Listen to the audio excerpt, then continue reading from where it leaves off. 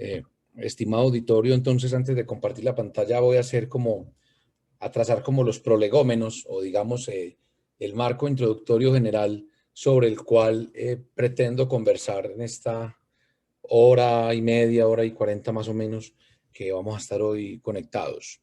Es un tema muy denso, de entrada hay que indicar eso, el tema del derecho a la intimidad, que hoy pues digamos recoge un apelativo de habeas data, el derecho a que toda persona titular de una información pueda rectificar los datos que sobre ella reposan en bases de datos de entidades y demás, está íntimamente ligado con eso, con el derecho a la intimidad.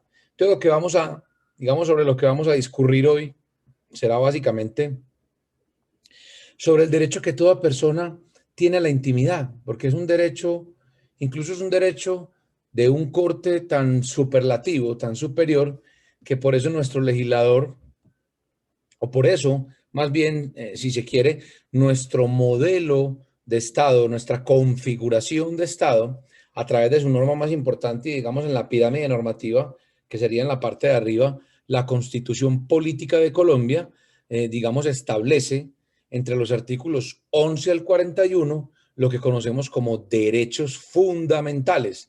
¿Cuál es, digamos, la gran connotación de estos derechos fundamentales? Que son derechos que son susceptibles de ser protegidos mediante un mecanismo constitucional fundamental que se llama la acción de tutela, bastante conocida por ustedes, queridos médicos, porque pues como profesionales de la salud a diario conocen o digamos han tenido conocimiento a lo largo de su digamos ejercicio profesional de distintas acciones de tutela que algún usuario del sistema de salud, del régimen subsidiado, del régimen contributivo, eventualmente interpone frente a una EPS, una IPS y pues digamos eventualmente frente a algún médico o galeno profesional de la salud en la cual le solicita al juez constitucional precisamente la protección de sus derechos fundamentales. Incluso hay que decir algo desde ya, porque sobre ese comentario marginal que vengo haciendo. Cuando los ciudadanos que ponen acciones de tutela, ejercen acciones de tutela, de entrada hay que decir que la salud no es de entrada un derecho fundamental para los adultos.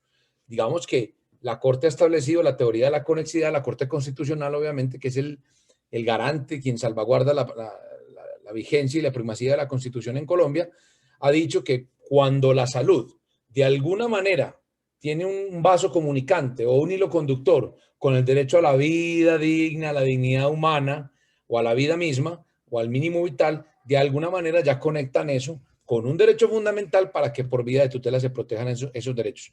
¿Por qué hice este comentario marginal del derecho a la salud? Porque es digamos, el derecho que frecuentemente o sobre el que cuya protección se solicita vía tutela. Y hablaba de la tutela precisamente porque el derecho a la intimidad, en clave pues de habeas data, de protección de datos personales de las personas como expresión fundamental del derecho a la intimidad, es un derecho también susceptible de ser protegido por medio o mediante la acción de tutela como una acción constitucional que fue creada o fue instaurada en Colombia con la constitución política que entró en vigencia hace ya pues 30 años, en 1991. Esto pues no es nada más que una introducción. Sobre esa introducción un comentario, yo voy a volver sobre ello digamos, en la exposición en la breve exposición que vamos a hacer, y es el siguiente. El derecho a la salud, la Corte construyó la teoría de la conexidad para decir que es un derecho fundamental en niños, perdón, en adultos cuando hay conexidad con la vida digna y con la dignidad humana, pero en niños es un derecho fundamental. Está regulado en el artículo 44 de la Constitución Política de Colombia. Ahorita cuando comparta pantalla haremos algún análisis de normas y demás, pero para que tengamos desde ya eso bien claro, porque todos estos datos no son meramente accesorios ni son carreta, sino que esa protección en clave constitucional de los menores, en la cual en la misma Constitución se indica que su derecho a la salud, que en el caso de menores es fundamental, es derecho fundamental y no un derecho por allá de segunda generación, tiene relación de alguna manera también con el derecho a la intimidad que puedan tener los menores. Y ya hablaremos sobre ello. Entonces en este momento me dispongo a compartir pantalla y esperemos pues que la tecnología no me juegue una mala pasada. esperemos que pueda pues compartirlo de manera adecuada. En este momento ustedes, ¿qué visualizan? Estamos viendo tu presentación, Per- Alejandro. Muchas gracias, Anderson. Ah, Entonces, no me comió aquí la tecnología, gracias a Dios. Entonces, esto pues es simplemente el título, Derecho a la Intimidad en Colombia, ¿cierto? Porque venimos pues en este ciclo de formación de Derecho Médico, este es un segundo aspecto interesante que vamos a analizar. Desde ya les indico, yo no soy partidario de presentaciones muy grandes. Cuando digo muy grandes son pues de 25 diapositivas, porque yo creo que de eso poco queda. Cuando uno tiene presentaciones, digamos, un poco más corticas, pero sobre las que cada una de ellas le trae recuerdos, creo que puede, digamos, creo que lograría en mejor medida el objetivo que me he propuesto. Si esa semilla o ese germen que yo pretendo sembrar en ustedes hoy queda de alguna manera pues debidamente sembrado, creo que logro el objetivo o me doy por bien servido. Entonces entremos en materia. ¿Cuál es nuestro primer tópico o el primer punto? Digamos dentro del gran tópico que es el derecho a la intimidad o habeas data y su correlación con el ámbito del derecho a la salud, pues, o con el ámbito médico, pues, del ejercicio de la medicina. Aspectos constitucionales del derecho a la intimidad. El artículo 15, ustedes saben, pues, ya les decía, la Constitución Política de Colombia es la norma más importante en nuestro país, regula, digamos, entre el artículo 11 y el 41 los conocidos derechos fundamentales. Y es así como en el artículo 15 dice lo siguiente: todas las personas tienen derecho a su intimidad personal y familiar y a su buen nombre. Y el Estado debe respetarlos y hacerlos respetar. De igual modo, tiene derecho a conocer, actualizar y rectificar las informaciones que se hayan recogido sobre ellas en bancos de datos y en archivos de entidades públicas y privadas. Aquí ya empezamos a tener, digamos, aspectos importantes, y es que la misma norma constitucional indica toda persona tiene derecho a su intimidad personal. Y no solo eso, fíjese que tiene derecho a conocer, actualizar y rectificar. Entonces, por ejemplo, no sería extraño desde ya, digámoslo, que llegase, por ejemplo, a una entidad de la salud, a una IPS, un derecho de petición de algún ciudadano o de algún paciente indicando que quiere revisar en qué condiciones está, por ejemplo, consignada su historia clínica. Y no podría entrar, por ejemplo, la institución de la salud digamos, ahí de manera dubitativa, pues, en un dilema a decidir si le entrega o no la respuesta. Sí, no, tiene derecho. O sea, fíjense que este es un derecho de alcance constitucional. O sea, no es un invento, pues, ni un capricho, sino que la misma Constitución Política de Colombia, como norma de normas en Colombia, indica, la persona tiene derecho a conocer, actualizar y rectificar. Eso se conecta mucho con el derecho de petición, porque cualquier persona entonces podría hacer una petición en ese sentido. La norma es más larga, por eso están estos corchetes, pero quise indicar también, digamos, este segundo aspecto del artículo constitucional. Dice, en la recolección, tratamiento y circulación de datos se respetarán la libertad y demás garantías consagradas en la Constitución. Entonces, pienses el caso, por ejemplo, y ya voy a tratar de ser muy casuístico, porque es que yo creo que estos temas no se entienden sino desde la casuística. Mal haría yo, o sería pues un despropósito, creo yo, que yo con estos temas tan densos, además escuchar a un abogado, por Dios, de 6 a 7:40, con la carreta que echamos los abogados, yo creo que eso no tendría ningún sentido. Esto hay que tratar de correlacionarlo con casos prácticos para que ustedes entiendan cuál es el alcance o la implicancia del derecho a la intimidad, ¿cierto? En ese binomio o en esa conexión o relación con el ejercicio, pues, o digamos el ámbito de la salud, el ámbito de la medicina, el ámbito médico. Dice la norma, en la recolección, tratamiento y circulación de datos se respetarán la libertad y demás garantías de las personas, pues consagradas en la Constitución. Entonces, piensas el caso, por ejemplo, que una persona solicite, venga, señora IPS, señora entidad, yo quiero que usted me indique cómo ha recogido mi historia clínica, es decir, en qué condiciones la tiene consignada, si la tiene en físico, si usted tiene algún repositorio digital, si la tiene en la nube, si la tiene de manera, pues, si está digitalizada. Quiero verla, quiero revisarla, porque, por ejemplo, una persona sospecha que en algún procedimiento, por ejemplo, quirúrgico o médico, se cometió un error, pero ha observado, por ejemplo, que la institución médica está bastante reacia a entregarle información sobre su salud y no le quiere decir nada, digamos, al paciente. Fíjense que él podría pedir tranquilamente la historia clínica para revisar las condiciones, si se quiere, en que se diligenció, por ejemplo, una historia clínica durante un procedimiento quirúrgico. O sea, quiere revisar cómo se llenó, qué condiciones operatorias se indicaron, cuáles eran las condiciones de salud que él tenía previo al acto quirúrgico, cómo se diligenció, quiénes intervinieron, si se dejaron las notas de enfermería, si se dejaron las notas del anestesiólogo, si se dejaron las notas de los medicamentos que se suministraron durante el acto quirúrgico, si se dejaron expresas notas sobre los pasos o momentos en que se llevó a cabo el acto quirúrgico, si primero, pues, si se indicó de manera general qué se hizo, cómo se, digamos, cómo se hizo, por ejemplo, el ingreso al cuerpo del paciente, qué órganos se intervinieron, cómo se intervinieron, si se hicieron suturas, si se dejaron, por ejemplo,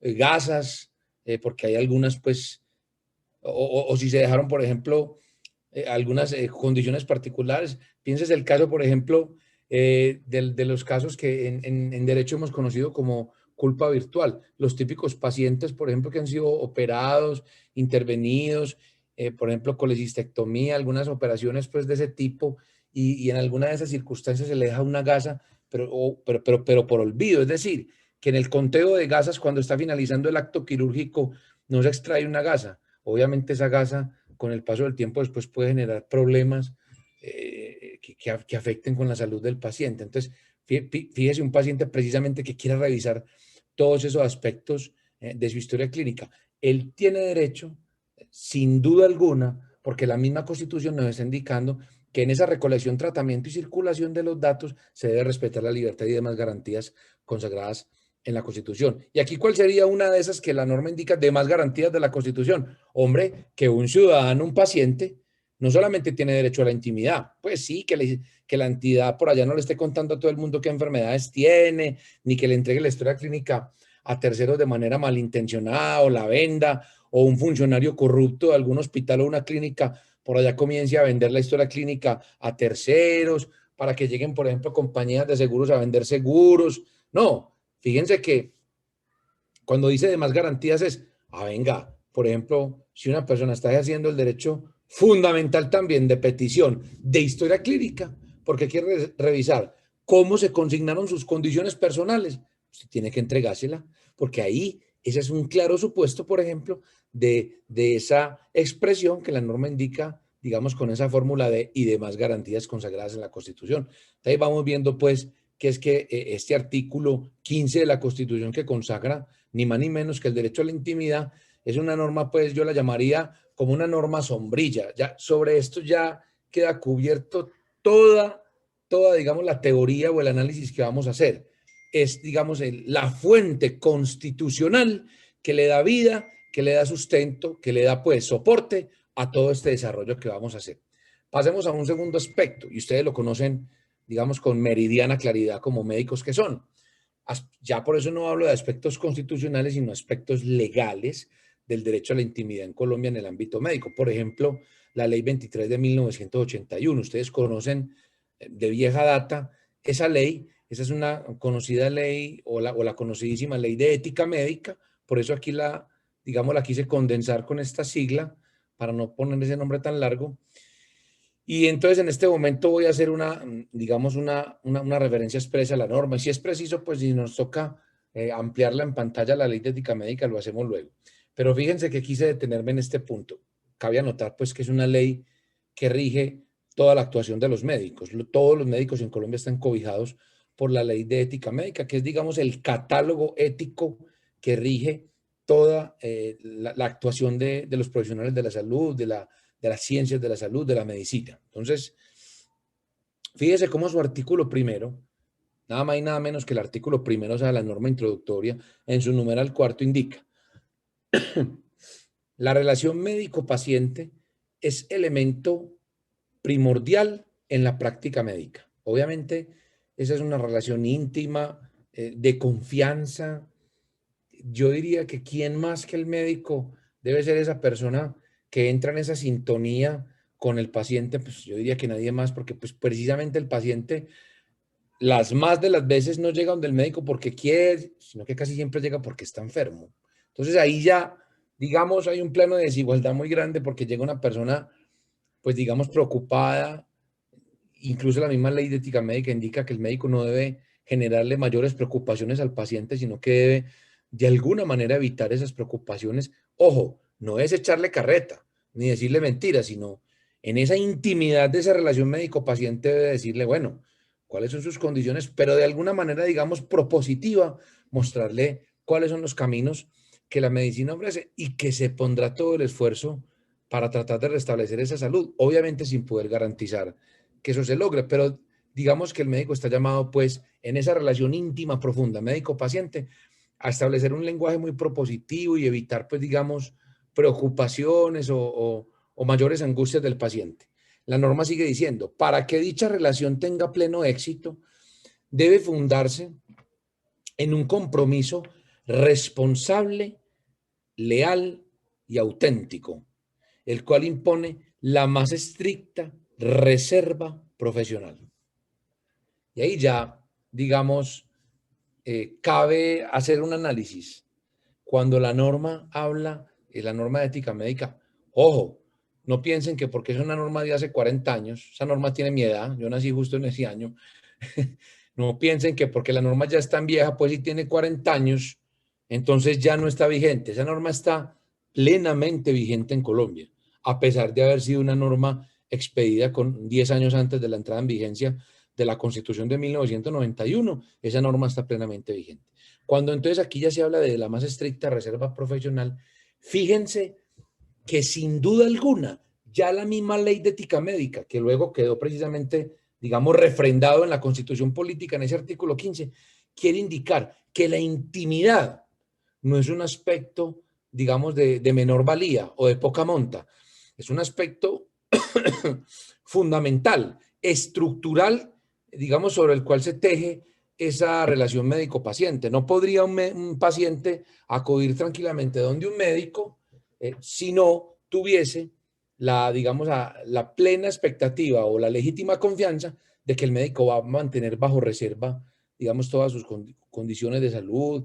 Y aquí vienen ya unos choques. Claro, llega, por ejemplo, la señora o llega el padre de familia donde el médico, y obviamente en esa relación médico-paciente, en esa muy profunda y estrecha relación médico-paciente, el señor le dice al médico: doctor, yo no quiero que mi familia sepa que tengo un cáncer, porque pues no quiero que sepan, para que no se angustien, para que los meses o años que me queden de vida de alguna manera se puedan vivir de manera pues alegre, sin mayores preocupaciones, o digamos sin más preocupaciones a las que ya trae la propia vida. Ahí va a haber un choque interesante, porque claro, entre la familia, ¿qué pasa si la familia también pues eventualmente formularía un derecho de petición o le solicita a la institución de salud o a la clínica o al médico información sobre la salud del paciente? Si el paciente no ha dado, esto hay que decirlo desde ya, y lo analizaremos ahora, por ejemplo, con las resoluciones de salud que están vigentes del Ministerio de Salud, con la ley de habeas data y con más aspectos. Si el paciente no ha dado autorización, para que se divulgue esa información, el médico o la institución claramente no pueden entregar esa información.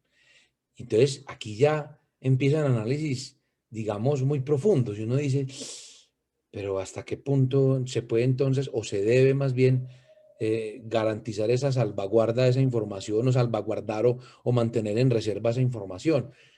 Y yo creo que es que la clave interpretativa, estimados médicos, estimado auditorio, la clave interpretativa es que el dueño de la información sobre su cuerpo es el mismo paciente. La Corte Constitucional, cuando ha analizado instituciones del derecho médico, por ejemplo, como el consentimiento informado que se debe tomar de los pacientes para la práctica médica, ha dicho, es que el dueño y soberano de las decisiones sobre su cuerpo, porque eso es una expresión además de la dignidad humana, dice la Corte Constitucional. Yo no les voy a traer aquí sentencias porque qué aburrición ponerme a poner en pantalla pues cosas muy grandes, pero la Corte ha dicho, el dueño de las decisiones sobre su salud y su cuerpo es el propio paciente. Incluso habría que hacer aquí ya un análisis. Si el propio paciente dice, yo por mi derecho a decidir sobre mi cuerpo, no me voy a someter a ningún tratamiento. Y el médico le dice, venga, pero es que usted tiene mayores expectativas o posibilidades de sobrevida, es decir, de sobrevivir, si se somete a una quimio y a una radioterapia, que si no se hace nada. Y él dice, no, no me importa, yo no me voy a hacer nada. Fíjese que incluso ahí se conectan, se entrelazan todos esos derechos fundamentales. Derecho a la dignidad humana, derecho a la intimidad, porque precisamente en esa comunión del paciente consigo mismo está en su profundo, pues digamos, yo o en su fuero interno está decidiendo y con su más profundo respeto a la intimidad está decidiendo o digamos tomando en consideración que cree que lo mejor para él es no hacer nada. ¿Y quién se puede meter en ese derecho sagrado de él a decidir sobre su cuerpo? Nadie. Entonces, van viendo ustedes que esto no es algo pues de poca importancia. Ya viniéndonos un poco más acá, por ejemplo, la resolución, obviamente pues, estimados doctores, como les dijera yo, el Código de Ética Médica trae muchos más aspectos sobre los que yo no me voy a detener, muchos más y muy importantes todos, pero les quería mostrar cómo desde el artículo primero trae ya aspectos relativos a la intimidad y a la reserva. Fíjense, la resolución 1995 de 1999, proferida por el Ministerio de Salud, MinSalud, también una norma vigente, así tenga ya pues 22 años, nos trae en el artículo primero lo siguiente, definiciones, dice, la historia clínica es un documento privado, obligatorio y sometido a reserva, en el cual se registran cronológicamente las condiciones de salud del paciente, los actos médicos y los demás procedimientos ejecutados por el equipo de salud que interviene en su atención. Dicho documento únicamente puede ser conocido por terceros previa autorización del paciente o en los casos previstos por la ley. Quedémonos ahí un segundito. Entonces uno dice ahí, Virgen Santa, previa autorización del paciente. Y uno aquí ya hace un análisis. Dice, ¿y cómo tendrá que ser esa autorización? ¿Expresa? ¿Tácita? ¿Ustedes qué creen? No sé, Anderson, si estás ahí, de pronto, tenemos alguna pregunta o me interesaría que alguna persona participe en este punto sobre la tal autorización, por ejemplo, que el paciente dé. Si, por ejemplo, la institución válidamente, la institución de salud o el profesional de la salud válidamente puede, digamos, de buena fe, concluir que el paciente de una manera tácita autorizó que se entregara la historia clínica a terceros. Este es un aspecto muy delicado porque yo he conocido casos en mi ejercicio profesional donde alguna institución de buena fe ha entregado, digamos, la historia clínica a algún familiar de algún paciente, creyendo obviamente que digamos que esa autorización se había otorgado por el titular de la información, que es el paciente, que esos términos, volveremos sobre eso ahora, titular, tratamiento de datos, recolección, todos esos son definiciones que trae la ley de habeas data, que es la ley 1581 de 2012, que es una ley estatutaria además. Es estatutaria Sí, porque regula derechos fundamentales. Entonces, no sé si en este punto alguien quisiera hacer una pregunta o por intervenir supuesto. Ujú. para que analicemos este aspecto de la autorización que es primordial. Sí, Alejandro, te cuento que pues la doctora Ligia dice que está en el artículo 38 de la misma norma, debe ser expresa y por escrito, entiende ella. Y también hay dos preguntas muy puntuales que nos hace uno de nuestros participantes y pues sería interesante de pronto darle solución ya. ¿Qué te parece? Dale, adelante. Entonces, Listo. primero, hagamos primero, tenla en pausa porque me voy a mencionar en unos 30 segundos a la pregunta o a la intervención de la doctora. En Bien. efecto, es una autorización que debe ser expresa.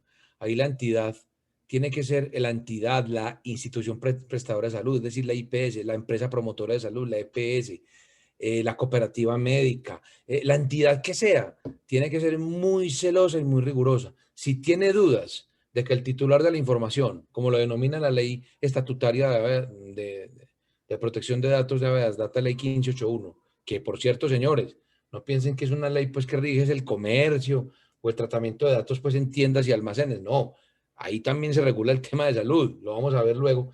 Si existe alguna duda de que no sea autorizado, no se debe entregar la historia.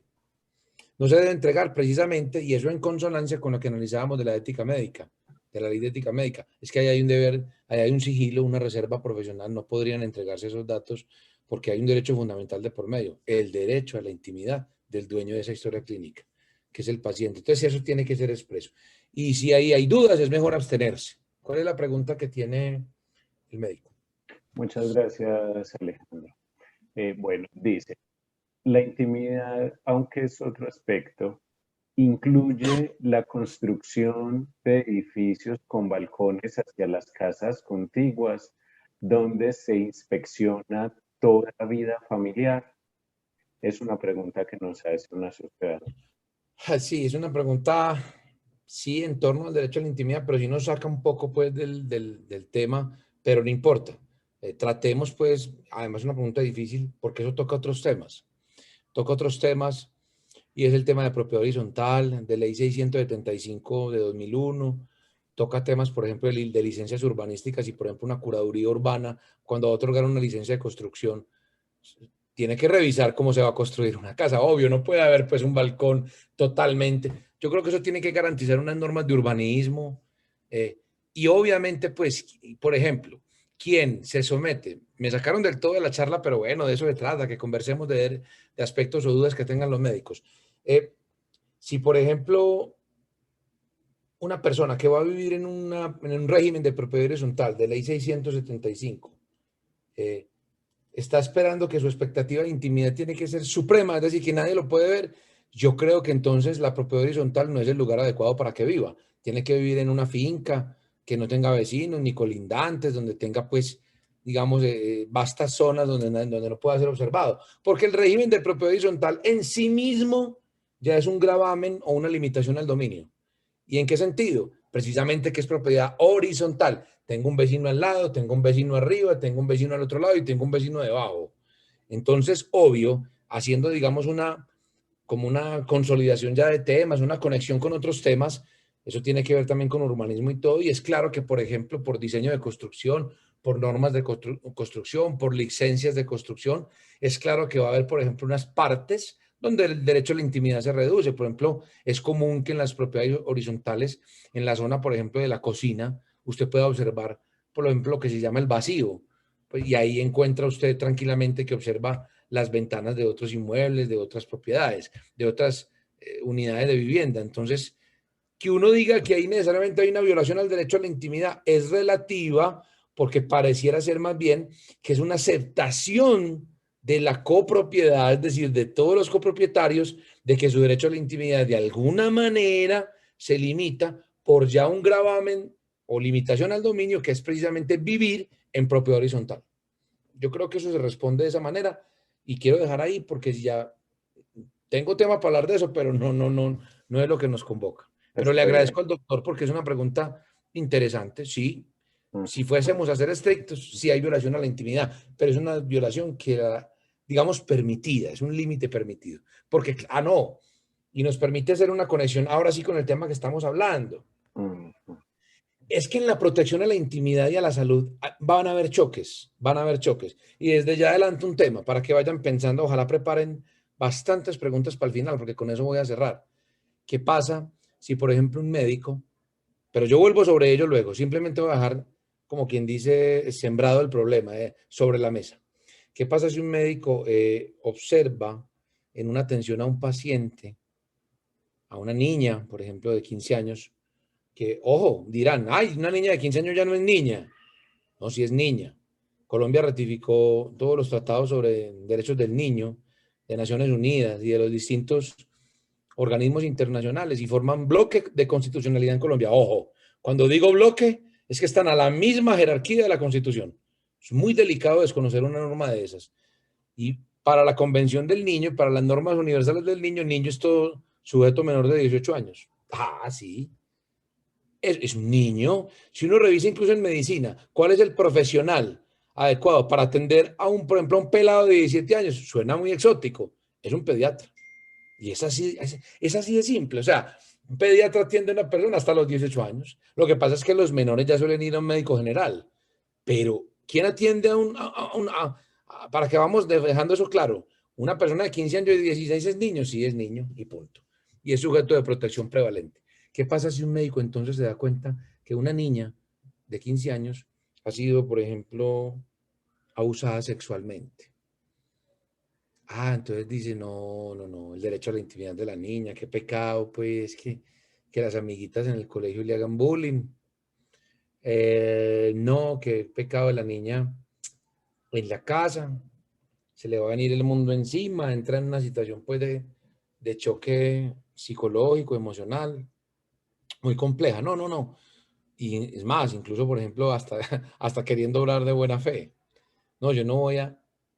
¿Será que prevalece ese derecho, por ejemplo, digamos, entre comillas, ahí muy difuso, derecho a la intimidad o habrá otros derechos ya por allá que se activan? Hay un típico, digamos, o un claro choque de derechos ahí. El derecho a la niña a su intimidad, pero también el derecho de la niña a su libertad, integridad y formación sexual.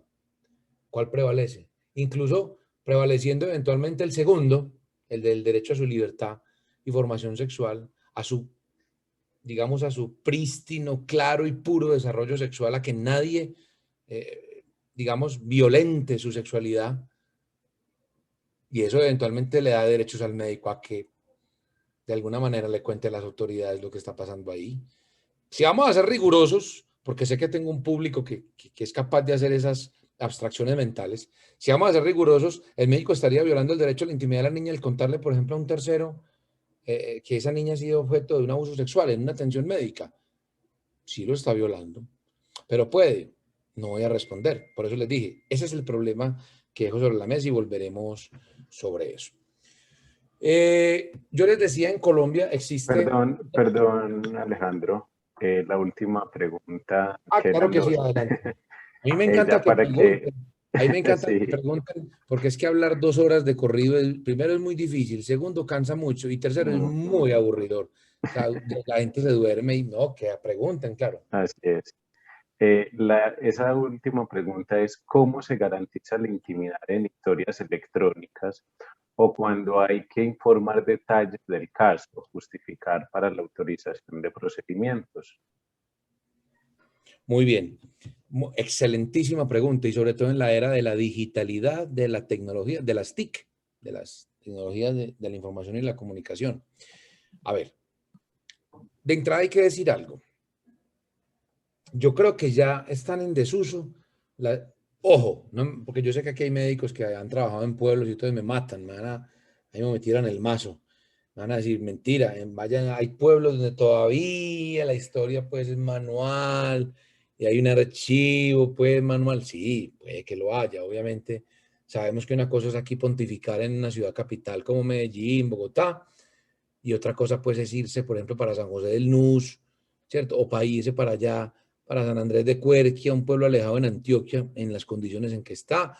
Uno sabe que de pronto no tendrán acceso a muchas cosas. Claro, la institución tiene que tratar de salvaguardar la historia de la mejor manera, en todo caso garantizando algo, la reserva. O sea, que eso no va a ser conocido pues por cualquiera, pero hombre, si existe, por ejemplo, un profesional de archivo, el auxiliar de archivo, y él es quien custodia las historias, las conoce, las nomencla, las legaja, las custodia, pues uno diría, hay violación a la intimidad porque ese señor está leyendo ahí datos sobre pacientes. Pues no, porque pues, si no, entonces sería imposible, pues, en términos absolutos, que se pudiera garantizar la intimidad y la reserva, porque pues algún funcionario de la institución médica tendrá que conocer. Entonces yo creo que ahí no.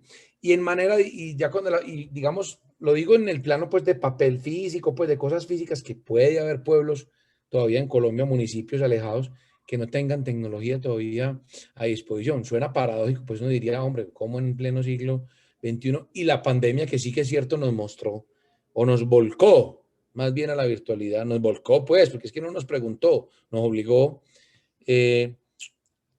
Pareciera pues ilógico, contradictorio, paradójico que existieran pues todavía municipios que no tengan historias clínicas digitales, pero puede haberlos, puede haberlos. ¿Y por qué hago ese análisis? Porque eventualmente habrá funcionarios de la institución como tal que conozcan la historia, pero si no dan mal uso de ella, o sea, si se circunscriben a su catálogo de funciones dentro de la institución, precisamente de garantizar esa reserva, esa custodia, no pasa nada. O sea, yo diría que no se está violando la ley. ¿Y cómo garantizar que estas historias, por ejemplo, digitales, sí estén sujetas a esa reserva o se proteja ese derecho a la intimidad de los pacientes? Es sencillo. Aquí se activan otras leyes, no solo la ley 1581, sino una ley que yo no traje en mi exposición, pero que los participantes pueden tomar nota de ella, que es la ley 527 de 1999, que es la ley de comercio electrónico. Pero fíjense, pues, uno dice, eso tan viejo. En Colombia ya teníamos normas desde hace más de 20 años que regulaban todo esto. De alguna manera, pues, premonitorias, no sé. Ahora, es que el tema del Internet no es nuevo, eso salió en los 90. Entonces, yo creo que ya habían, pues, forma o, digamos, bases para empezar a regular eso en Colombia. En materia de historias digitales, ¿qué debe garantizarse? Por ejemplo, que quien tenga acceso por perfiles en la organización a esas historias sea única y exclusivamente el funcionario que por catálogo de funciones o por contrato de trabajo tenga la función de custodia de historias clínicas. Única y exclusivamente el funcionario o los funcionarios del área. Quiere eso decir que incluso, ¿cómo se garantiza esa reserva? Por ejemplo, en los contratos de trabajo de los funcionarios encargados en una clínica o en una IPS de custodiar historias clínicas electrónicas, debe ser, por ejemplo, se los digo con conocimiento de causa, debe ser, por ejemplo, una causal determinación del contrato de trabajo de ese funcionario, de ese empleado, de ese trabajador, el hecho de que la entidad pueda detectar por medios tecnológicos, por rastreos, que esa persona, digamos, ha enviado esas historias clínicas, por ejemplo, por mensajes de datos a terceros, por ejemplo, por correos electrónicos, o que las ha sustraído, porque eso deja todo en tecnología. Y aquí yo creo que eso es lo bueno y lo malo, lo peligroso para el mal uso que se le pueda dar. Pero lo bueno es que todo deja traza, todo deja huella, todo deja impronta. Y los ingenieros informáticos del área técnica podrían tranquilamente detectar si los funcionarios encargados de la custodia de historias clínicas, por ejemplo, han sacado esa información de la organización, vía, pues, aunque eso ya suena hasta charro hablar de eso porque ya casi no se usa, pero por ejemplo por medios extraíbles, una USB, o si se ha reenviado por un correo electrónico, que a la luz de esa ley 527 es un mensaje de datos, si se ha reenviado a terceros, si ha salido de la organización, eso se puede evidenciar. ¿Cuál es la mejor manera? Tener repositorios digitales. O sea, ya no pues que esa información por allá esté alojada en el computador del auxiliar de archivo y en una sábana de Excel, pues porque sería muy vulnerable, muy hackeable o muy, digamos, muy accesible por cualquier persona inescrupulosa.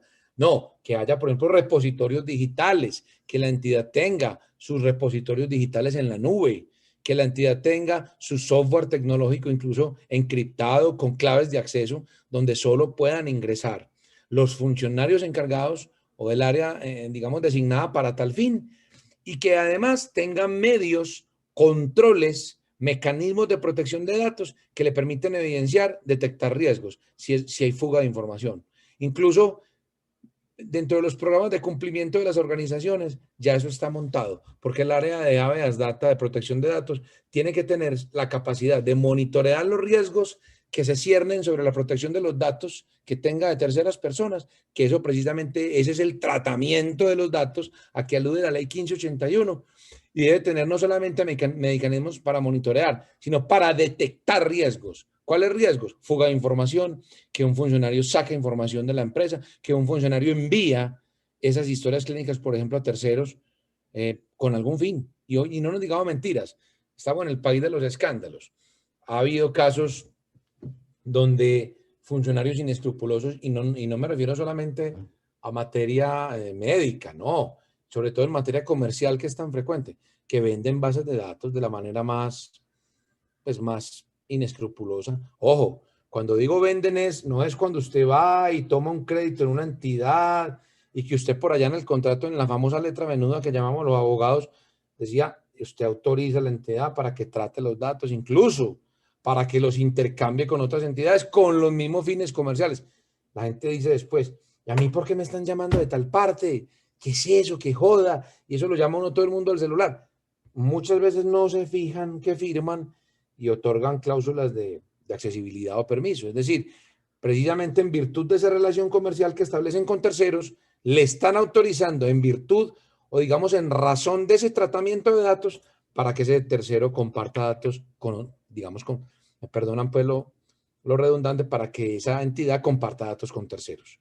Entonces, yo diría, con tecnología es que la entidad puede, pero con tecnología de punta, pues seria avanzada, es que la entidad puede tener un programa de cumplimiento que controle y detecte riesgos sobre la información y obviamente garantizar que solo acceden a esa información ciertos funcionarios, tener repositorios digitales en la nube, tener softwares, digamos, lo suficientemente idóneos que tengan sus mecanismos de protección de acceso, claves, que sean encriptados, que no pueda cualquier persona acceder a ello, aunque alguien dirá, en materia pues tecnológica, ningún dato es seguro, pues porque hemos visto que un hacker es capaz de todo.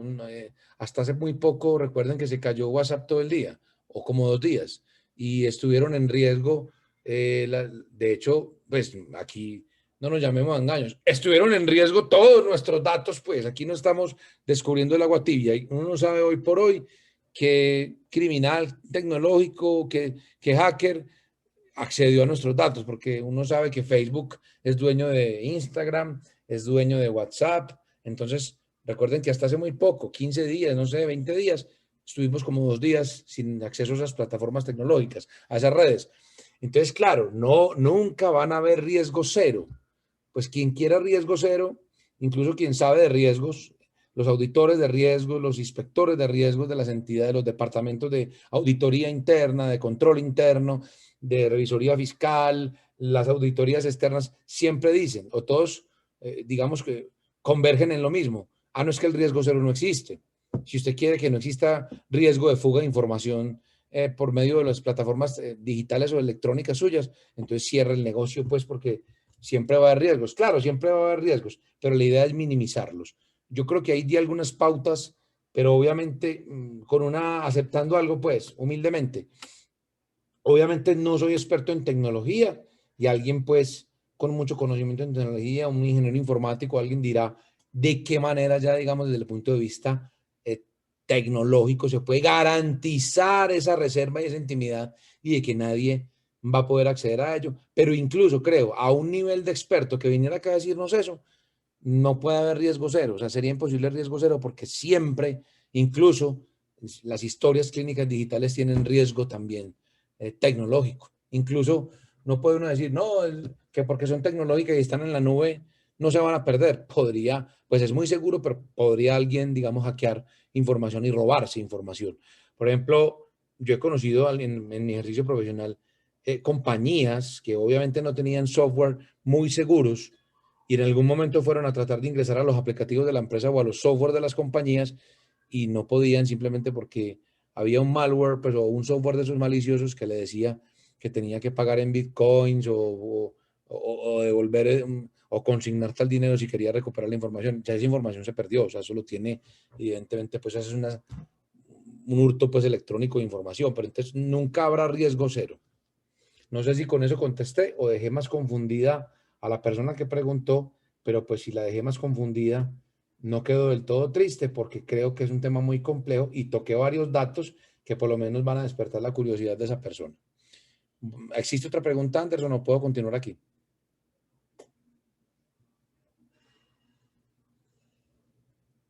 Alejandro.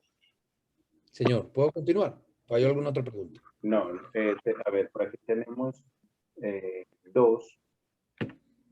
Sí, eh, adelante, adelante, que a mí me quedan como 3 presentaciones, pues 3 slides, son muy densos en el tema, pero yo sé que por tiempo nos da. Dale.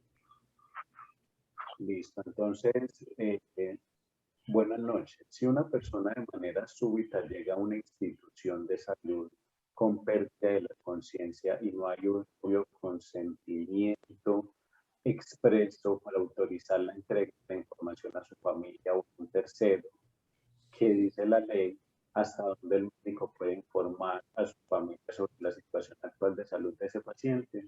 Ah, no, claro, excelente pregunta. Excelente pregunta y me va a obligar a hacer un análisis de la ley de ética médica, de la ley 23 del 81. Cuando uno revisa las normas de consentimiento, venga, yo me permito, qué pena con ustedes, me permito acá tratar de acceder a esa información directamente. Para ustedes están viendo mi pantalla, que estoy haciendo una búsqueda, ¿cierto? No, estamos No están viendo la pantalla. la presentación. ¿Cómo, Ander? Estamos viendo la exposición. Ah, la presentación. Sí, señor. Ah, bueno, ya sé qué voy a hacer. Voy a dejar de compartir. Lo que tengo que hacer es simplemente tratar de compartir. Fue solamente una cosa, pero voy a compartir pantalla completa. Ya lo vamos a solucionar por aquí en un instante. Ténganme un poco de paciencia. Es una pregunta muy buena, pero ya tiene respuesta y quiero que lo podamos cotejar directamente con la ley. Listo. Compartir no escrito, escritorio. Obviamente no esto, sino aquí. Le damos compartir. Me dicen en este momento qué visualizan. Estamos viendo tu escritorio. Ahora sí ven una Ahora ley. sí el documento, sí, señor. Muchas gracias, Andrés. Entonces, fíjense que la ley 23 del 81, que es la ley de ética médica, yo les decía, no era un invento. El artículo primero, la siguiente declaración de principios, constituye el fundamento esencial para el desarrollo de las normas sobre ética médica. Y fíjense que el artículo cuarto, que se los leí, pues que lo traje en la presentación, dice eso: la relación médico-paciente es elemento primordial en la práctica médica. Para que dicha relación tenga pleno éxito, debe fundarse en un compromiso responsable, leal y auténtico, el cual impone la más estricta reserva profesional. Hay unos casos donde es imposible tomar consentimiento. ¿Por qué? Pues precisamente ese que nos trae el médico con su muy interesante pregunta, son los estados de inconsciencia. Pues, obviamente, ¿cómo se puede tomar una conciencia pues, de una persona que llega, digamos, en condiciones? Fíjese, por ejemplo, aquí en el artículo 16, que regula unos aspectos del consentimiento, que hace una concordancia con un decreto, dice que el médico quedará exonerado de hacer la advertencia del riesgo previsto, por ejemplo, dar información o advertir sobre cosas que pueden pasar. Pero es que esto nos trae, digamos, una explicación de esos casos de urgencia. Dice, ¿en qué casos, por ejemplo, cuando el estado mental del paciente, aquí dice esto, y la ausencia de parientes allegados se lo impiden? Cuando existen urgencias o emergencias para llevar a cabo el tratamiento. Imagínese un médico, por ejemplo, en un estado, por ejemplo, atendiendo por ejemplo, aquí en Policlínica en Medellín, el San Vicente de Paul, de urgencias, pues que llegan siempre pacientes en gravísimo estado. No, esperando pues a ver si decides interviene un paciente o no, o porque es que no ha podido conversar con la familia un aspecto. No, tiene que intervenir. O sea, es más, tiene que intervenir y queda claramente legitimado para contar y tomar decisiones con la familia. Y ahí no podría, digamos, un paciente, si se recupera, venir a decir, señor médico, usted violó mi derecho a la intimidad porque yo llegué con un Glasgow pues de 4/15, los médicos saben qué es eso, obviamente, pues, llegó prácticamente muerto y no, violaste mi derecho a la intimidad porque empezaste a hablar cosas de salud que tenías que hacer sobre mi cuerpo y todo con mi familia, a mí eso me tiene muy molesto. Hombre, si eso llegara a manos de un juez, ¿el juez qué tendría que hacer? Un test de proporcionalidad entre el derecho a la intimidad del paciente, además al que le salvaron la vida, y el derecho precisamente a la vida. ¿Cuál primará? Pues definitivamente el derecho a la vida. Entonces, en casos como esos, créame, señor médico, el que preguntó, que yo diría, ese médico está absolutamente, digamos, dispensado por la ley para conversar aspectos directamente con los familiares, el cónyuge, el hijo que asista en ese momento, digamos, al área de urgencias o que esté ahí disponible para tomar decisiones incluso sobre aspectos vitales para el paciente, sin que pueda sostenerse que se le está violentando el derecho a la intimidad del paciente. ¿Por qué? Porque obviamente cuando hablamos de derecho a la intimidad, es un derecho a la intimidad, pero ¿cómo lo digo? Un derecho a la intimidad no en planos absolutos, sino en planos relativos. Es decir, el derecho a la intimidad de quien esté en capacidad de disponer sobre su intimidad. Pero yo pregunto ahí, una persona ya pues a punto de perder la vida, o en estado, pues en un estupor profundo, una inconsciencia profunda, a punto pues de fallecer casi que ya, pues sin signos vitales.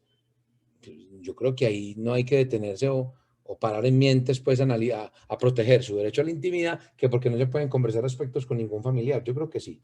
Pero es una muy buena pregunta porque nos lleva siempre a lo que nos enfrentamos los abogados, y es a choques de derechos. Cuando choca el derecho de una persona con otro derecho en juego, ¿cuál prevalece? Y eso lo resuelven siempre los jueces o los operadores jurídicos con una cosa muy vieja, pues, o un criterio muy, muy, muy antiguo que en derecho conocemos como el test de proporcionalidad, que es la proporcionalidad en sentido estricto, la idoneidad y la necesidad de tomar una decisión o una medida.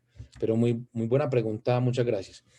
Entonces, les decía a ustedes, no sé si, verdad, qué pena, Ander, ibas a decir que había una última para continuar con esto. Sí, Alejandro. Adelante. ¿Cómo se castiga en Colombia el acceso no autorizado a la información personal de una persona y cómo se restaura a la víctima si es que aplica? Sí, muy buena pregunta, excelentísima pregunta. Bueno, varios mecanismos. En lo que concierne pues a estas normas de habeas data, consagran mecanismos, por ejemplo, si un titular de información, yo, Oscar Alejandro, que soy hipertenso, diabético y tengo VIH y tengo además cáncer hepático y una cantidad de cosas, y me doy cuenta que, por ejemplo, la clínica Medellín, sede Poblado, entregó esa historia a mi esposa, incluso sin mi autorización, porque yo no quería que supiera ella que yo tenía todas esas enfermedades. Yo podría, primero, formular una queja ante la Superintendencia de Salud frente a esa clínica. Incluso la ley 1581 le da competencias a la Superintendencia de Industria y Comercio, porque la clínica es una sociedad mercantil, en últimas, es una sociedad anónima. Le puedo formular una queja para que le impongan una multa. La multa, incluso según la ley 1581, estimados doctores, puede ir hasta 2.000 salarios mínimos. 2.000 salarios mínimos creo que es un capital importante. Son más o menos, si 1.000 salarios son 900, son 1.816 millones de pesos. Pues hombre, es más o menos medio millón de dólares. Yo creo que es una multa, digamos, bastante disuasiva para que no se viole la información. Entonces, eso desde el punto de vista disciplinario, como de sanciones, como de sanciones económicas, como entidades de control, puede intervenir la Supersalud, la persona afectada, es decir, el titular podría poner una queja ante esa entidad. Pero no solo ahí, incluso existen tipos penales, es decir, delitos consagrados en el Código Penal colombiano, señores. El Código Penal es la ley 599 del 2000. Esa norma, el Código Penal colombiano, el Código Penal, ustedes me entenderán cuando hablo de Código Penal, es el que, por ejemplo, consagra que el delito de homicidio, que el delito de lesiones, que el delito eh, de tráfico de estupefacientes, porte de armas, muy bien. Ese Código Penal, y yo lo tengo aquí, por allá, por ejemplo, en el artículo 194 dice uso indebido de información sujeta a reserva.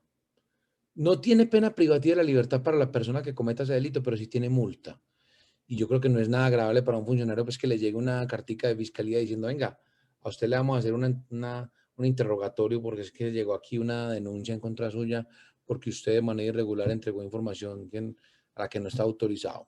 A un tercero, ¿cuál información? Por ejemplo, historia clínica de un paciente. Entonces, fíjese, podría haber ese delito. Incluso hay otros delitos, por ejemplo, acceso abusivo a medios informáticos. Si el autor de un delito ya entró, por ejemplo, quebrantando medios tecnológicos, ya es un delito más grave todavía. Entonces, que si hay protección, por Dios, hay tipos penales, hay sanciones administrativas para las entidades que violen eso, hay multas económicas. El ordenamiento jurídico colombiano tiene todo un entramado de, digamos, de mecanismos de protección. Y creo que la última parte de la pregunta apuntaba a la víctima, que si es que aplica, decía así la pregunta. Claro que aplica, claro que aplica. ¿Qué podría hacer una víctima por ejemplo, un titular de una información que se dé cuenta que se hizo uso indebido, que violentándose su derecho a la intimidad y, digamos, levantándose el velo o la reserva que pesaba sobre esa información? ¿Qué puede hacer? Primero, eventualmente, si la situación es muy grave, puede poner una denuncia en Fiscalía General de la Nación para que la Fiscalía investigue qué delitos se cometieron. Claro que sí. Es que eso es un bien jurídico protegido por el legislador. ¿Ustedes por qué creen que existen esos delitos? Por lo mismo, por el derecho a la intimidad. Y ojo, cuando digo a la intimidad, no es solamente a la intimidad de una persona natural, individualmente considerada. Cuando digo, por ejemplo, ¿será que a una persona jurídica, a una sociedad le interesa que su competidor acceda a toda esa información, a su base de datos? Entonces, pregunto yo, ¿una persona jurídica también tiene derecho a la intimidad? Claro, es que el derecho a la intimidad también se predica a las personas jurídicas. ¿Cómo va a querer, por ejemplo, Almacenes Éxito o sus dueños que, por ejemplo, un competidor suyo, tiendas de uno, Olímpica, qué sé yo, pues, o en los formatos que aplique PriceMart en Colombia, cualquier competidor, acceda a un montón de información sujeta a reserva, en la que, por ejemplo, queda claro un know-how o una técnica comercial o secretos comerciales? Eso no será muy delicado. Y en el fondo eso no está ligado con el derecho a la reserva y a la intimidad de esa persona jurídica. Claro que sí. Entonces, mecanismos de protección para la víctima o mecanismos de indemnización. La víctima podría formular esas denuncias para que esas personas sean multadas. O pienses el caso. Tranquilamente, una víctima de una violación del derecho a la reserva, pues a la intimidad, eh, de la cual es titular, que conozca que una entidad de salud, un médico, una institución, una EPS, haya violado su derecho y haya divulgado información sujeta a reserva, por ejemplo, sobre su historia clínica, podría instaurar un proceso de responsabilidad civil contra esa entidad, institución o médico, en el cual busque la indemnización de los perjuicios. Tranquilamente, indemnización económica. Y esa es una vía muy jugosa porque llegará cualquier abogado responsabilista, experto en daños, en que le va a decir, sí, claro, vea, usted puede tasar un daño moral, porque es que eso le produjo dolor, tristeza. Se puede tasar en 100 salarios mínimos, que es el tope establecido en Colombia. Ya estamos hablando de 91 millones de pesos. Puede también ejercer o cobrar un daño a la vida de relación. Es decir, vea, esa sola situación le produjo a usted tanta vergüenza que usted solía visitar, por ejemplo, el club de médicos, donde se tomaba un whisky, un trago, un café, o jugaba cartas, o simplemente eran ámbitos académicos, y ya no es capaz de ir allá por pena, porque todo el mundo se ríe de usted. Entonces sería un daño a la vida de relación. Habría otros 100 salarios por ese lado.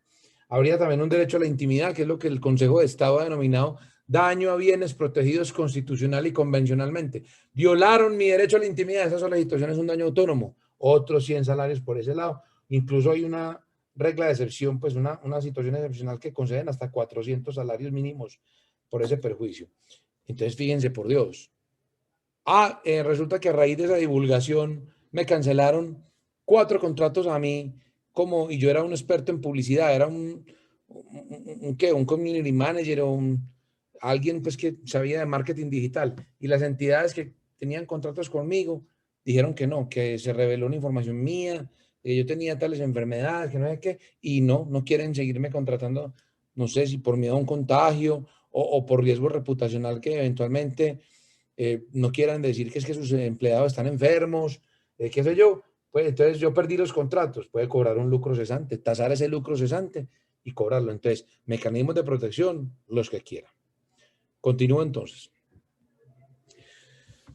Como les decía, en Colombia, la ley de habeas data es una ley que está regulada en la ley, aquí la indico, aquí con el cursor la están viendo, la ley 1581 del 2012. Es una ley estatutaria. ¿Qué significa en Colombia que una ley sea estatutaria, estimado público? Una ley estatutaria es cuando una ley regula derechos fundamentales. Entonces, en Colombia hay varios tipos de leyes. Pues eso para que lo sepamos de manera muy general. Hay leyes marco, leyes de facultades, leyes cuadro, leyes ordinarias, es decir, que no requieren ningún trámite especial en el Congreso. Pero las leyes, diría yo, las más importantes son las leyes estatutarias, porque son leyes que están reglamentando sobre derechos fundamentales. ¿Y por qué la ley de habeas data es una ley estatutaria? Pues nada más y nada menos. Por eso empecé con lo que empecé. No fue un capricho, porque tiene directa relación con el artículo 15 de la Constitución, que es un derecho fundamental de todas las personas que habitamos el territorio colombiano, y es el derecho a la intimidad. Y esas leyes tienen control de constitucionalidad por la Corte Constitucional, porque la Corte Constitucional en Colombia es el organismo, digamos, la corporación por antonomasia, digamos, cuya función es la de proteger, salvaguardar que todas las normas en Colombia no violen la Constitución. Es decir, que estén en clara armonía y sintonía con la Constitución. Si una norma, porque obviamente una ley es de inferior rango, de inferior jerarquía a la Constitución. ¿Se acuerdan que yo les hacía ese dibujo con mis manos al comienzo antes de compartir pantalla del triángulo? O hacía esa figurita con las manos del triángulo. En esa cúspide normativa arriba está la Constitución y por debajo las otras normas. Una ley, en este caso la ley 1581, por muy estatutaria que sea, está por debajo de la Constitución. Entonces la Corte le tiene que hacer control de constitucionalidad. En ese control de constitucionalidad me parece importante a mí traer a colación, y es un poquito largo, pero fíjense la importancia precisamente de estas leyes que involucran derechos a la intimidad, lo que dijo la Corte. El proyecto de ley estatutaria define como datos sensibles, y ojo, eso lo vamos a ver en el artículo 5 de la ley 1581, los que afectan la intimidad del titular. Y desde ya les digo algo, estimado público, todo lo que tenga que ver con la salud de una persona es sensible. Así lo dijo, pero no porque lo haya dicho por la ley 1581 del 2012, pues la ley lo consagra, lo reconoce, pero eso, o sea, ¿cómo no va a ser sensible la información sobre la salud de una persona, sobre las enfermedades, sobre su condición médica y clínica? Por Dios, o sea, a ninguno de nosotros nos interesa que todo el mundo, todo el barrio sepa si somos diabéticos, hipertensos, si tenemos cáncer, si tenemos un lupus, si tenemos una condición pues autoinmune, si somos VIH positivos o ya tenemos SIDA, si somos portadores de un virus, si tiene tuberculosis, pues es decir, a nadie le interesa, eso es algo muy íntimo, o sea, su condición de salud es suya y de nadie más. Entonces, fíjese lo que dijo la Corte aquí. El proyecto de ley define como datos sensibles. ¿Por qué dice que proyecto de ley? Claro, antes de que la ley 1581 fuera ley de la República, se la entregan a la Corte para que la Corte decida si esa ley, si ese proyecto de ley que salió ya del Congreso firmado por todos los congresistas y con todos los debates, si ese proyecto de ley se ajustaba a la Constitución o no. Y dijo, define como datos sensibles los que afectan la intimidad del titular y cuyo uso indebido puede generar su discriminación. Claro, imagínese que alguien sepa la condición de salud de alguien, puede ser objeto de burlas, de malos ratos. Definición esta que la sala encuentra ajustada a la jurisprudencia constitucional. Eso de jurisprudencia, queridos médicos, no es otra cosa que los fallos o sentencias de la misma Corte. Jurisprudencia son los fallos de los mismos jueces, es decir, como quien dice su propio precedente que han dicho ellos en las sentencias y su delimitación, además de proteger el habeas data, es una garantía del derecho a la intimidad, se los he dicho todo el rato, razón por la cual es compatible con la Carta Política. La Carta Política es la Constitución Política, pues.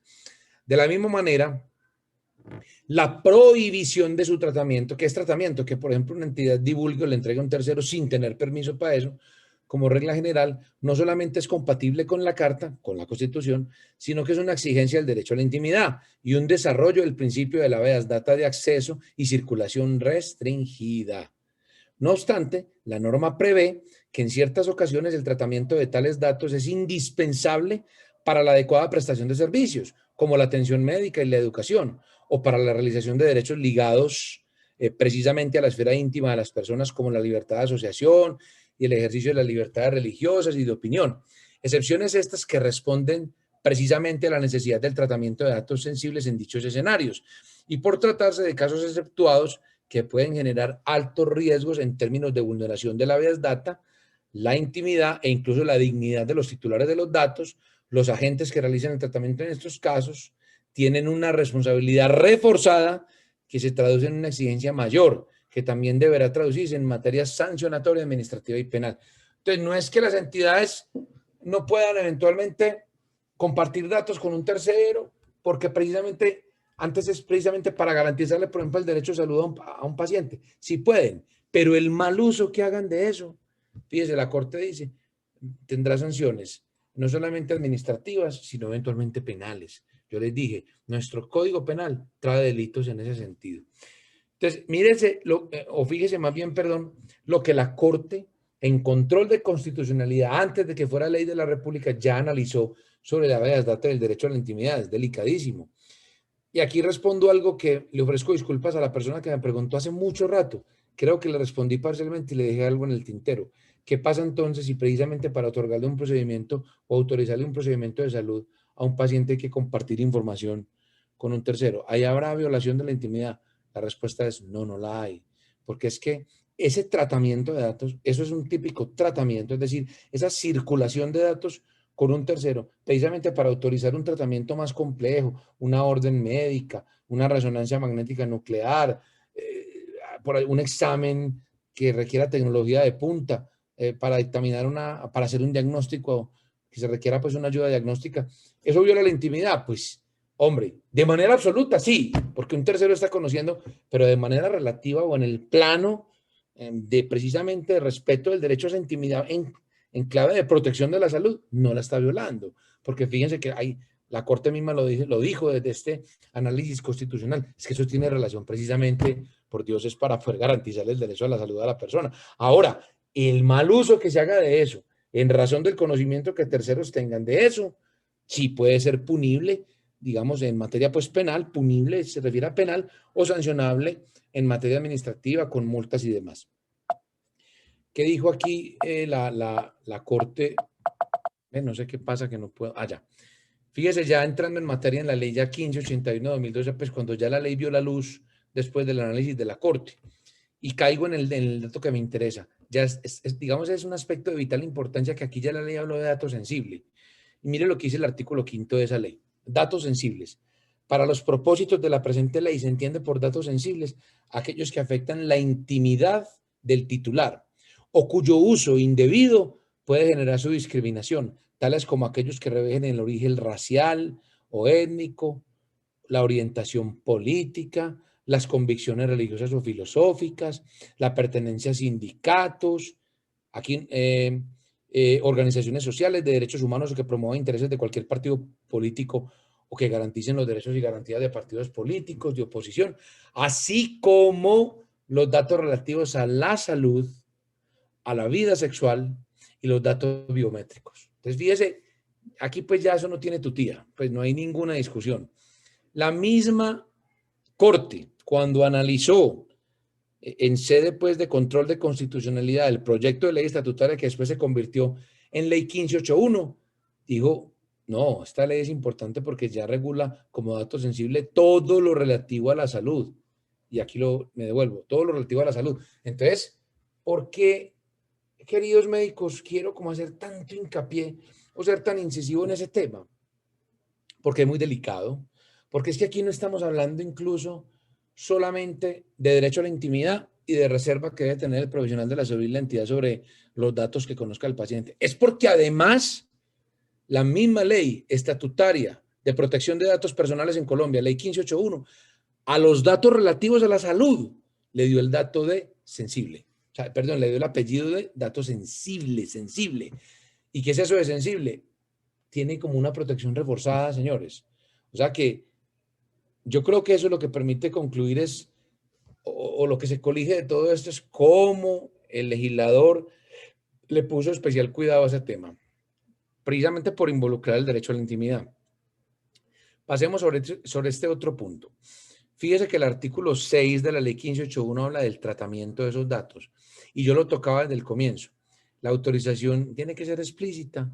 Ya por allá una persona muy juiciosa me dijo, sí, tiene que ser expresa, eso no puede ser tácito, artículo, y citó hasta el artículo 38 de una norma. Bueno, sí, en efecto tiene que ser una autorización expresa. Ahí las entidades, los médicos, las instituciones de salud no pueden correr riesgos, digamos, haciendo inferencias pues, o conjeturas de que pueden ir compartiendo datos de alguien sin tener la certeza de que eso es así. Y aquí viene un caso bien polémico, el caso de las aseguradoras. Ustedes han visto que las aseguradoras muy frecuentemente le hacen solicitudes de historias clínicas tanto a EPS como a instituciones prestadoras de salud.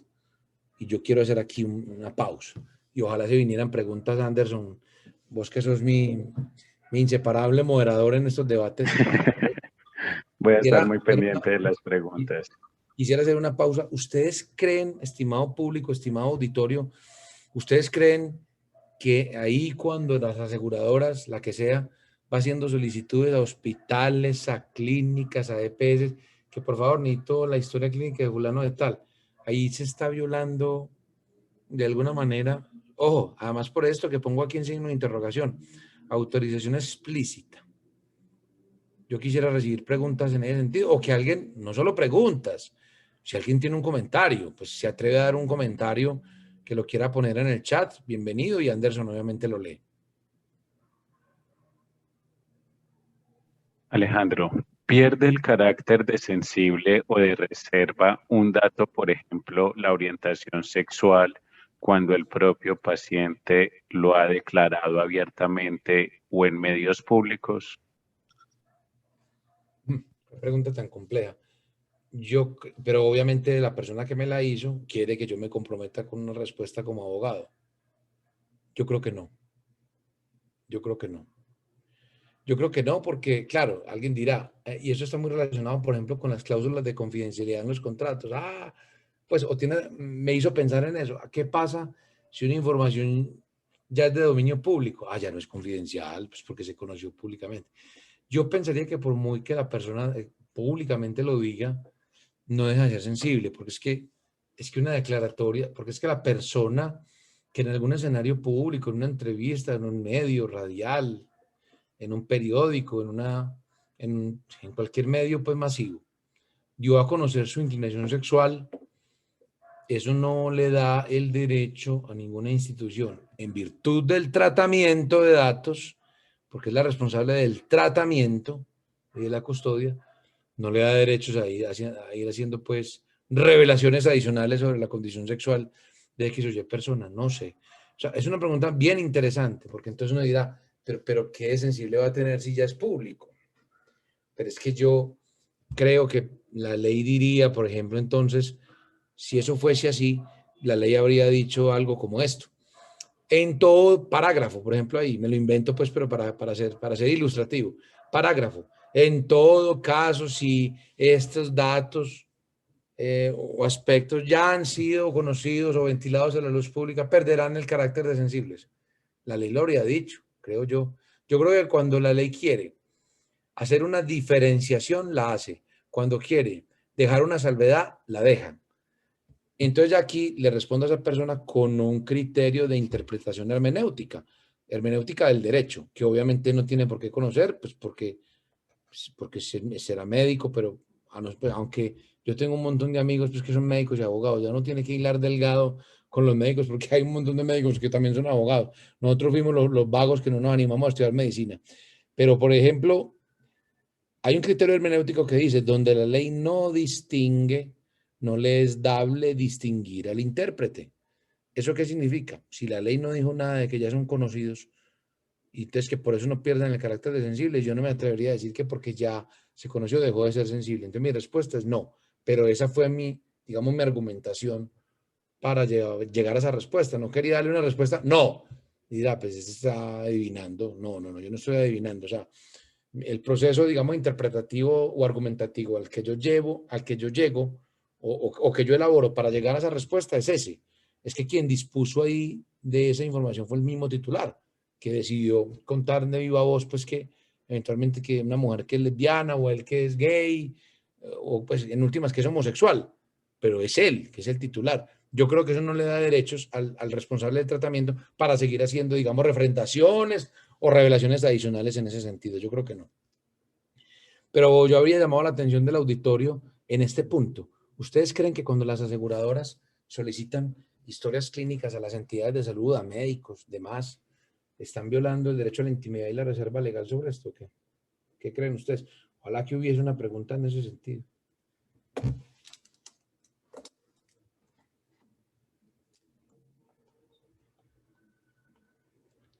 ¿Alcanzas a ver alguna, Anderson?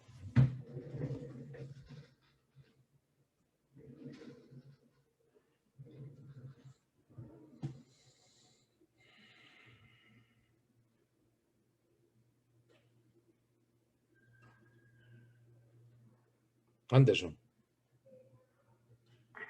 Alejandro, estaba esperando que nuestros asociados nos Bueno, listo. organizaran un poquito más, ¿sí? No, qué Eh, pena contigo, pues sí, no, perfecto.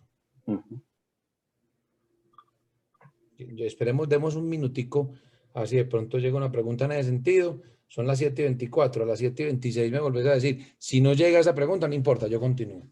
Porque me interesaría que de pronto hubiese ahí una intervención del auditorio, alguna inquietud en ese sentido, que hubiese algún punto que quisieran que exploráramos.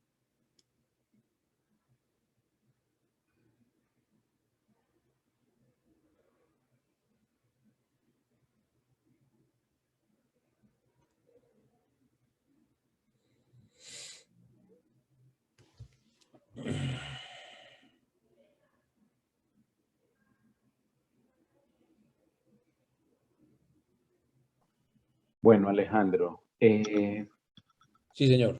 cuando nosotros hablamos precisamente de el, a ver, que voy a tratar de leerte textualmente lo que nos dice la doctora.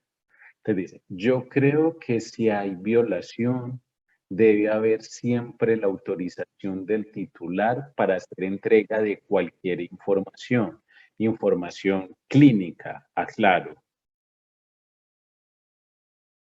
Esa es la intervención de la persona. O sea, ella dice Sí, que sí, de la pero entonces, doctora Ligia.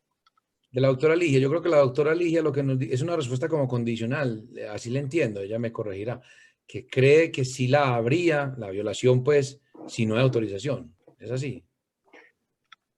Sí, Bueno, yo creo que sí hay violación, debe haber siempre la autorización del bueno, no, ya, titular. no, ya entiendo. Yo Ah, creo que ya da por sentado que cuando las aseguradoras hacen eso, lo hacen de manera abusiva, o sea, simplemente en su posición de aseguradoras que porque le están haciendo, por ejemplo, una reclamación sobre un seguro de vida, entonces que ya necesitan ver, porque como es tan frecuente que en los seguros de vida la gente toma un seguro, asegura un valor, toma un valor asegurado, por ejemplo, de 500 millones de pesos y asegura a los hijos, los nombra beneficiarios. Si yo falto, para que les den. Y entonces la aseguradora le hace un montón de preguntas en la declaración de asegurabilidad. ¿Tiene hipertensión? No. Y resulta que toma lovastatina hace como 100 años. ¿Es diabético? No. Y resulta que toma metformina, se aplica el bolo de insulina, o sea, no está más enfermo, pues ya, es insulino dependiente, en fin, dijo no. ¿Practica deporte? Sí, mentira, es que es un sedentario, pues no se mueve ni para cambiar el canal, pues, o ni recuerda el control. Entonces, dice una serie de mentiras. Y resulta que reclaman, ya fallece y los hijos reclaman, llamando los 500 millones de pesos a la aseguradora. Y la aseguradora, antes de decidir si paga o no, va y dice, yo voy a consultar la historia clínica de este señor a ver si me dijo la verdad o no. Y llega la petición a la entidad. Entonces la doctora Ligia está más o menos ubicada, dice, yo de entrada digo algo, ni sí ni no. Lo que uno tiene que revisar es si la aseguradora, como muy bien indica la doctora Ligia, que es muy frecuente ese caso, yo diría, es de los que más me llegan a mí, por ejemplo, con clientes que me dicen, vea doctor, esta entidad, por ejemplo, consultó mi historia, violaron mis datos, ¿qué pasó? Uno le dice, no los violaron porque entonces uno entra y revisa los contratos de seguro que firman y vuelvo a lo mismo, letra menuda. Dice por allá el contrato, la póliza que toman con la aseguradora, tiene una casilla más o menos así. Autorizo expresamente a la aseguradora, seguros, bla, bla, bla, S.A., para que solicite mi historia clínica ante las distintas entidades de salud, hospitales, clínicas o fundaciones o médicos particulares con los que yo o que me hubieran atendido. Entonces, la gente no lee eso. Ahora, la Corte Constitucional ha puesto en cintura a las aseguradoras. ¿En qué sentido? Por unos deberes de información, de veracidad, de claridad y de transparencia. Y le ha dicho, venga, si usted tiene tantas prerrogativas, descuéntele al cliente. O sea, dígale de entrada, no lo ponga a firmar ahí, firme aquí, sin explicarle nada. No, no, no, no. Dígale, vea, yo no le voy a pagar si usted me dice mentiras. Entonces dígame qué tiene y conteste con la verdad y asesórelo bien. Porque ¿quién es el profesional de la aseguradora? Para que después no le hagan pagar una prima durante 10 años, una prima, por 15, 20, 25 millones de pesos para que después le salgan con un chorro de babas y no le paguen nada, ¿cierto? Entonces explíquele bien. E incluso dígale, venga, si en la carátula de la póliza dice, explíquele al paciente, venga, lea muy bien lo que está firmando. Usted me está autorizando para que yo aseguradora, consulte su historia clínica donde usted lo atienden, hermano. y eso es un derecho a la intimidad suyo, sagrado, pero usted lo está levantando porque, pues está levantando esa reserva porque me está dando permiso a mí. Entonces, ¿cuál es el consejo para los médicos y las instituciones? ¿Las aseguradoras pueden hacer esas solicitudes de historias clínicas? Sí pueden. ¿Hay de por medio eventualmente un juego, una violación del derecho de la intimidad? Podría haberlo. Entonces, ¿qué es lo que tiene que hacer la entidad, la IPS, la EPS, el hospital, la clínica, el médico? Tiene que ser muy juicioso en revisar si en la solicitud de la aseguradora se acompañó la carátula de la póliza y de manera clara donde el titular de la información, es decir, el paciente, le dio autorización y, como dijo la doctora Ligia, expresa, no ahí con dudas, ahí de manera dubitativa, no, expresa a la aseguradora para pedir esos datos. Ya tampoco puede llegar la entidad y decir, venga, pero yo voy a revisar si eso sí fue informado y él lo entendió, no, tampoco, pues ya que muere loca, pues ella no puede, no tiene por qué llegar hasta allá. Si detecta que hay permiso expreso, listo, entréguela. El llamado es a que, ¿por qué lo digo? Porque es que muchas entidades de la salud o instituciones o eventualmente consultorios médicos de particulares van entregando la información que porque es una aseguradora y van haciendo conjeturas. No, pues si lo está pidiendo la aseguradora, ay María, una aseguradora es porque deben tener permiso o autorización. No deben, revise. Y revise por qué. Porque la misma ley, yo creo que no sé si me lo tragué yo acá, vamos a ver cómo hago para volver. Aquí ya encontré cómo. La misma resolución 1995, fíjese que nos dice que está vigente, dice, acceso a la historia.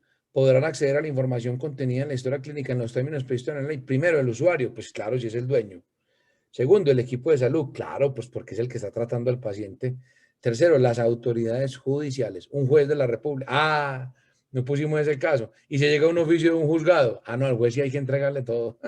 Un juez es un juez, porque es autoridad. Las autoridades judiciales y de salud. ¿De salud cuándo? Por ejemplo, ¿qué pasa si a un médico lo están investigando disciplinariamente en el Tribunal de Ética Médica y el Tribunal de Ética Médica pide información de historia? Se la tienen que entregar porque es autoridad de salud, porque es el máximo órgano que puede colegiar, perdón, es el máximo órgano que disciplina a los médicos. Ahí tendrían que entregar esa autoridad en materia de salud. Y cuarto, los demás personas determinadas en la ley. Entonces, eh, mire lo que dice el parágrafo de ese artículo de la resolución del Ministerio de Salud. El acceso a la historia clínica se entiende en todos los casos única y exclusivamente para los fines que de acuerdo con la ley resultan procedentes, debiendo en todo caso mantenerse la reserva. Entonces, fíjese que la ley es muy celosa, debe mantenerse la reserva. No podría una entidad ahí relajada y pues hacer suposiciones, no, verifique. Artículo 13 de esta ley de habeas data. ¿A quién se puede entregar? Yo lo voy a hacer aquí. Me dicen si están viendo la ley, mi pantalla, perdón, ley 1581 de 2012. Aquí la estamos abriendo. Fíjese, ¿lo están viendo en pantalla, Anderson? Sí, señor. Fíjese el artículo 13. Ya este es el artículo 13 de la ley. ¿A quiénes se le puede entregar? La información que reúna las condiciones se puede entregar a los titulares, sus causavientes, por ejemplo, sus hijos, o sus representantes legales. Por ejemplo, hay alguien que, por ejemplo, tiene un curador porque le nombraron, aunque eso cambió con una ley muy reciente que se profirió hace, no recuerdo el número exacto, pero ya alguien, por ejemplo, un tutor, un curador de alguien que tenga una interdicción y que diga, es que yo soy el curador de esta persona, aunque ya no se habla, ya se habla de como de inhabilidades relativas, de unas cosas que cambió la ley, pero por ejemplo alguien que llegara con una sentencia diciendo, mire, es que a mí un juez me nombró como representante de esta persona por una condición mental. Yo soy el que tiene los permisos para hacer esas solicitudes. Ah, bueno, a él se le podría entregar a las entidades públicas o administrativas en ejercicio de sus funciones legales o por orden judicial. A un juez, pues ahí sí no le pueden decir que no, o sea, se le tiene que entregar. De hecho, pues incluso sería una falta también delicadísima negarle la información a un juzgado, pues porque es autoridad judicial. Y a los terceros autorizados por la ley, pero fíjese que siempre la ley dice autorizados, y autorizados no es suponiendo que está. Quiero cerrar entonces con esto, porque me queda nada más una pared muy cortica. Fíjense que, por ejemplo, para el que hacía la pregunta ahora, el Código Penal, en el artículo 194, trae un tipo penal, divulgación y empleo de documentos reservados. Lo que pasa es que no trae pena privativa de la libertad, pero sí le impone multa e investigación penal, claro está, a una persona que levante la reserva que pese sobre documentos. Es delicado. Y con esto termino porque me preocupan mucho esa población especial, los niños, los menores. Son sujetos, ustedes ven, yo no sé si han oído las noticias de los médicos, que ya, que ya no, eso es muy viejo, pero los jueces son muy celosos con las famosas investigaciones con perspectivas de género.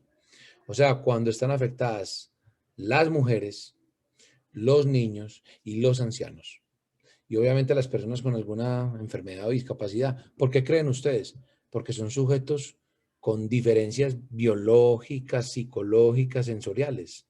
Y que precisamente por esas diferencias biológicas, somáticas, psíquicas, sensoriales, físicas como tal, pueden estar en situación de vulnerabilidad por personas malintencionadas, pues, o por terceros. Entonces, yo les había dicho a ustedes que para los menores el derecho a la salud es superior, es fundamental, así no esté entre los derechos fundamentales, pero para ellos es fundamental por disposición del artículo 44 de la Constitución. Entonces, por ejemplo, el CIA significa Código de Infancia y Adolescencia, la ley 1098 de 2006. Ustedes han oído hablar los médicos del famoso código fucsia, que se activa en las entidades de salud cuando, por ejemplo, las entidades detectan que un menor ha sido víctima de abuso sexual. ¿Ustedes creen que ahí habría violación a la protección del dato? ¿O habrá una tensión, por ejemplo, cuando un médico encuentra esto y se lo informa? Primero, pues, le dice al representante legal, a la mamá que lleve el niño al paciente, venga señora, es que primero, pues ahí el representante legal, el niño no tendría capacidad de ejercicio todavía, pues porque es un niño. Piensa si un niño de 8 años, pues, que es un infante, pues, perdón, que es un incapaz absoluto, infantes son menores de 7. Entonces, pienses el caso donde le dice, señora, yo creo que a su niño, por lo que yo estoy observando, este niño tiene vestigios o signos o síntomas de abuso sexual. No solamente le cuenta a la mamá, ahí estaría levantando algún, pero es la mamá. ¿Y qué pasa si en ese momento es la tía la que lo lleva al médico? ¿Le tiene que contar? Yo creo que sí. Y no solo eso, no solo le tiene que contar, lo tiene que poner en conocimiento de las autoridades de inmediato. Se lo tiene que contar al área de intervención psíquica de la alcaldía, que tiene un departamento de psicoorientación para esos fines, porque ese es un menor, lo que el Código de Infancia y Adolescencia, que es la ley 1098, los médicos es bien bueno que le den una leída a eso en el capítulo de los menores, cuando atienden menores, porque es muy delicado. O sea, un menor es un sujeto muy, y todos los que tenemos chiquitos tenemos que estar conscientes de eso. El Código de Infancia y Adolescencia es una norma delicadísima, nos impone deberes a los padres, le impone deberes a la comunidad, a los médicos. O sea, un médico tiene incluso que contárselo a las áreas administrativas, por ejemplo, la alcaldía de Medellín en este caso, porque hay todo un departamento de psicoorientación. Eventualmente, ese es un menor en condición de vulnerabilidad porque hay que restablecerle sus derechos. Eso es muy delicado. Y no solo eso, se le tiene que dar noticia a la Fiscalía General de la Nación, porque la Fiscalía General de la Nación, en virtud de ese código fucsia, mismo activa todas unas pesquisas de investigación, el menor hay que hacer unas valoraciones en medicina legal por médicos legistas que determinen si eventualmente ha sido accedido carnalmente o si no ha sido accedido carnalmente, pero si ha habido, por ejemplo, actos sexuales de manipulación en genitales externos pues, del menor, que no puede haber de pronto una penetración, pero sí se evidencie un acto sexual, o sea, un tocamiento. Porque, claro, hay tocamientos que no dejan rastro, pero puede haber manipulaciones que sí dejen un rastro en una niña o en un niño, entonces es delicado. Incluso el artículo 27 de este CIA, o sea, no es la CIA de Estados Unidos, sino el Código de Infancia y Adolescencia, dice que hay sanciones a la entidad de salud que conociendo esto no lo haga. Y no solo eso, no solo sanciones administrativas o económicas, incluso hay un tipo penal que se llama omisión de denuncia cuando se trata de delitos sexuales y están implicados menores de edad. O sea, ya sería responsable ese médico del delito de omisión de denuncia.